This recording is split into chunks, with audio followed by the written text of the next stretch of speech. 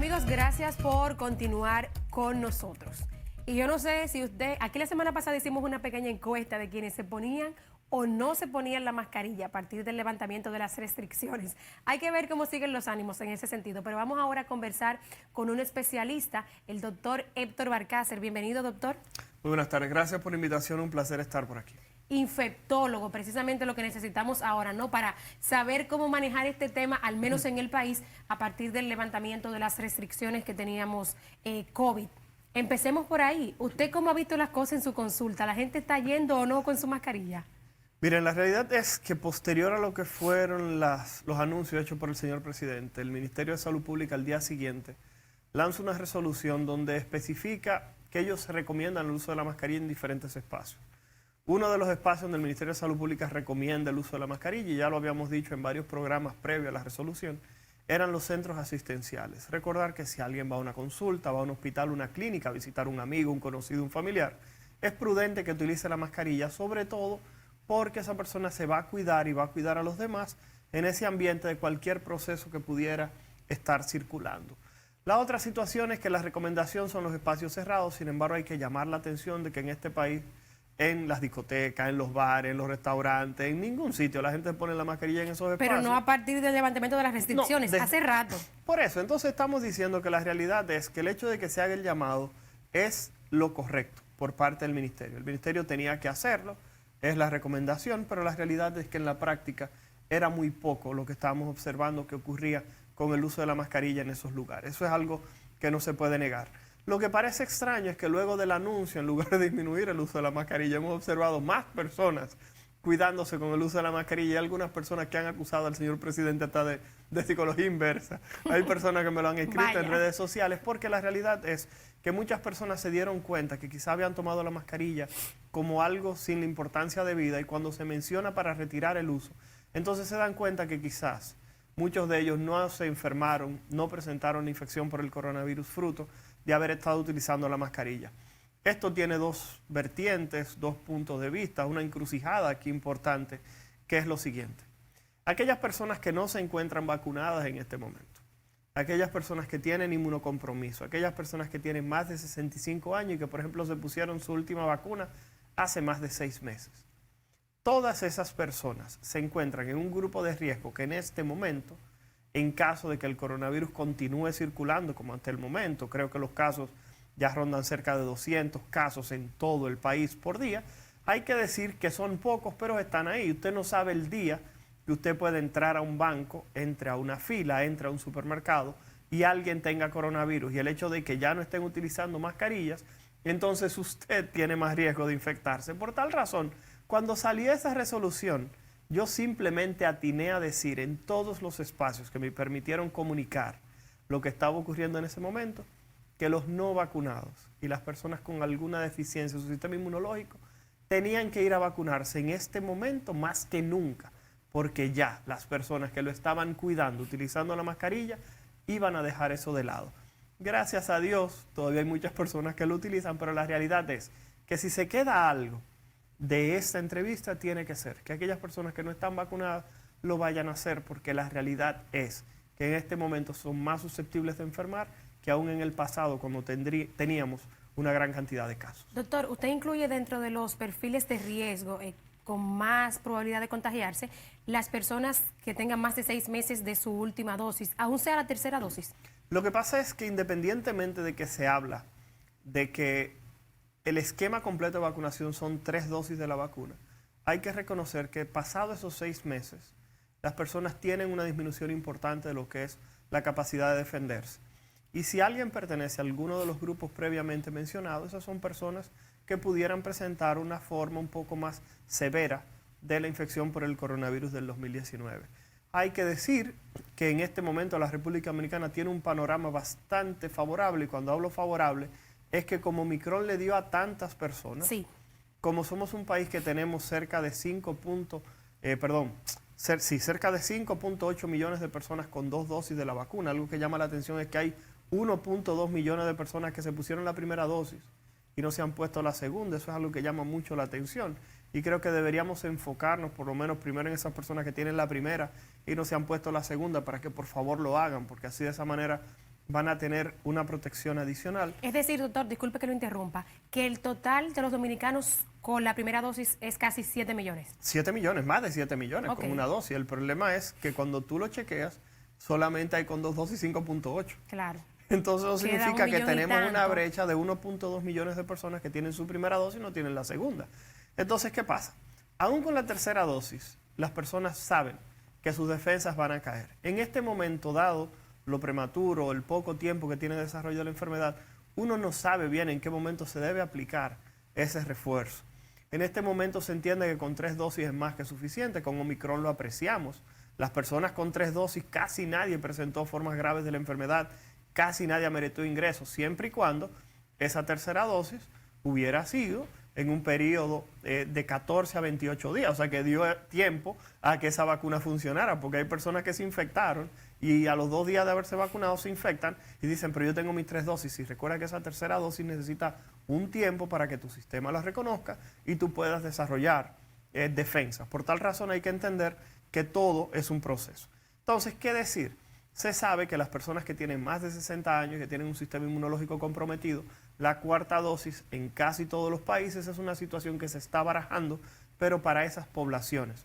El gobierno, antes de que levantara todas las medidas, la tenía como una entidad completamente opcional. Creo que eso no ha variado. Sin embargo, llamar la atención de que hoy en día el esquema de vacunación completo son 3 dosis, que es lo mínimo que se requiere en los adultos. Doctor, yo quisiera que usted nos explique una información que daba el ministro de Salud Pública al día siguiente de que el presidente hablara, cuando el ministro precisamente dio la recomendación de que se usara en espacios cerrados, los centros asistenciales y el transporte público.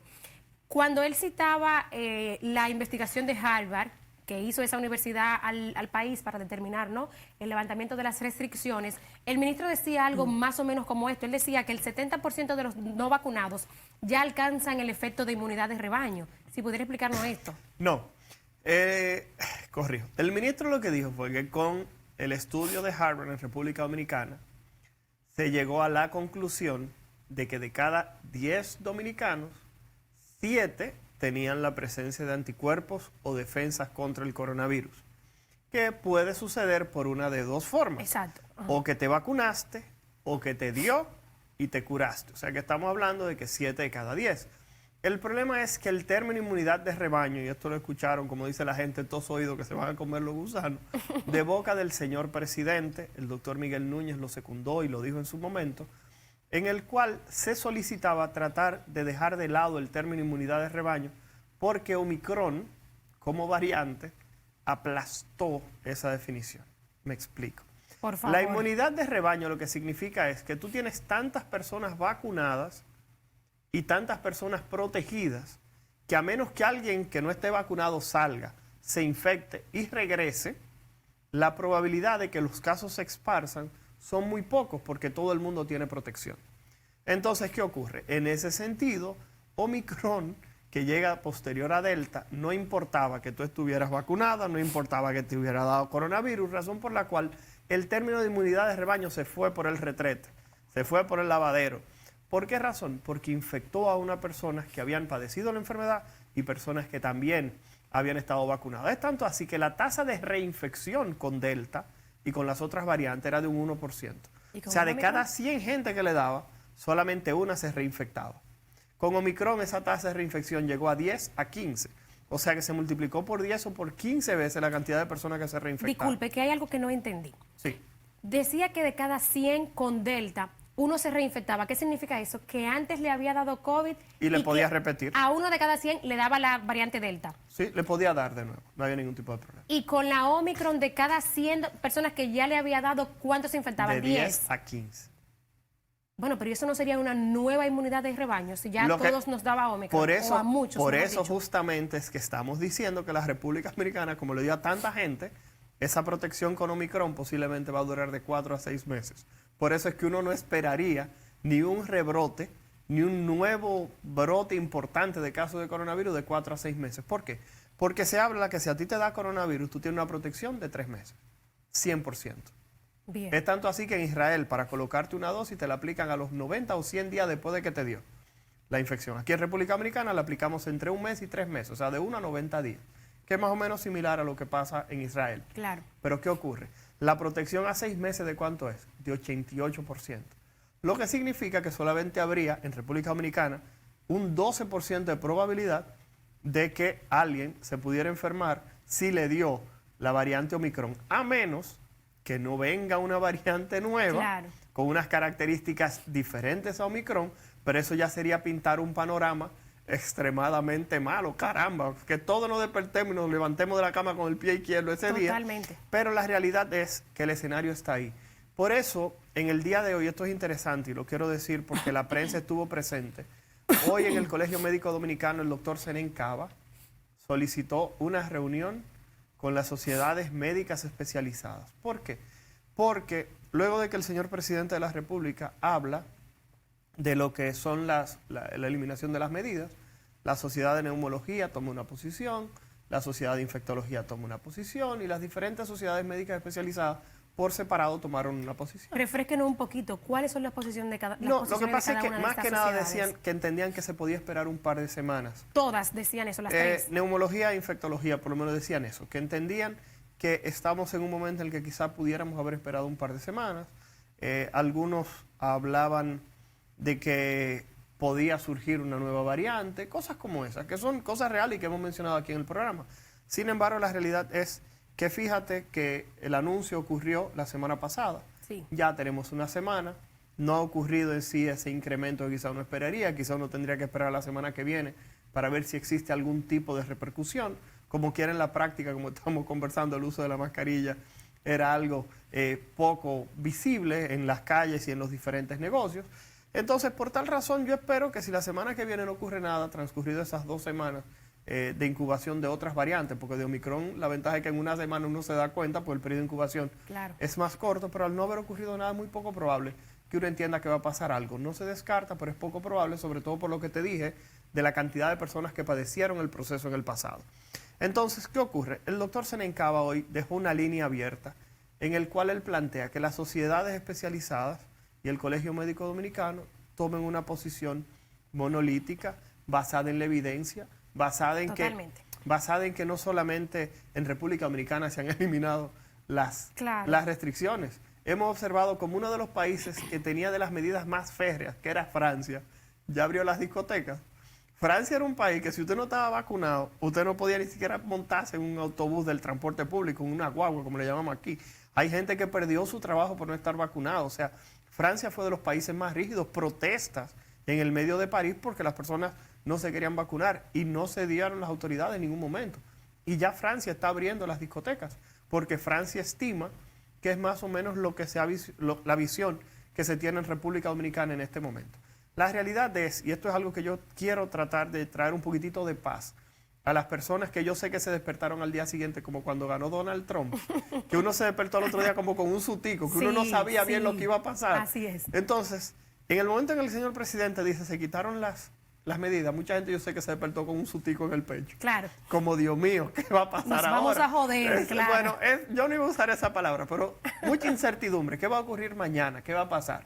Entonces, ¿qué ocurre? Sé que muchas personas se sintieron desamparados, pero la realidad en este momento es que esas medidas que se han retirado, yo le puedo asegurar a ustedes que en caso de que fuese necesario, y repito, no trabajo en el Ministerio de Salud Pública y nunca he trabajado en el Ministerio de Salud Pública, sí le puedo asegurar que si existiera algún tipo de contagio masivo o escenario dantesco, ese peor escenario que hemos mencionado aquí con una nueva variante que infecta a todo el mundo, que reinfecta a lo que ya le dio, que infecta a los que se vacunaron, yo entiendo que esas medidas se pudieran reimplementar y además de reimplementarse, hasta pudieran ser mucho más severas, que sería hasta el encierre en caso de que fuese necesario.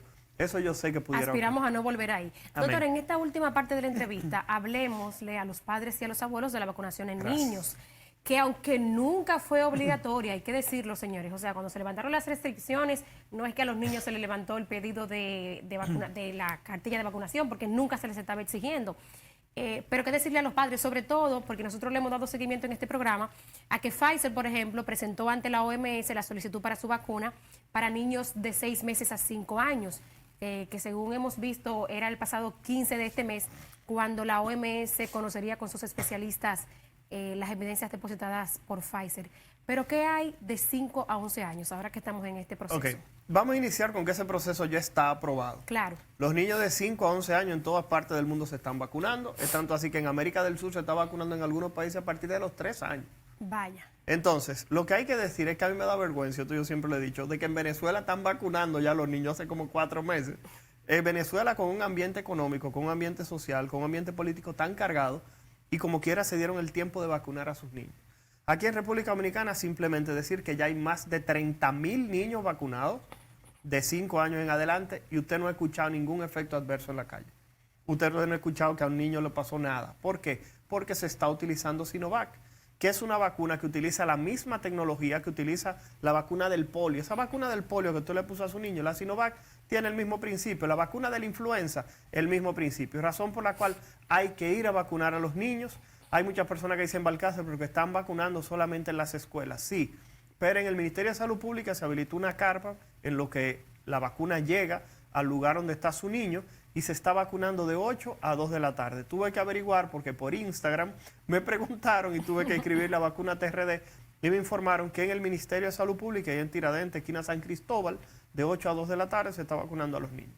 Doctor, no nos queda más que agradecerles, ¿no?, por venir a arrojarnos luz sobre esta nueva situación en la que vivimos ahora ya libre de restricciones. Muchísimas gracias. Un placer y a la orden siempre. Amigos, hemos conversado con el doctor Héctor Balcácer, infectólogo, sobre esta nueva situación sin restricciones. Ustedes no se despeguen, que todavía nos queda un poquito de República de la Verdad.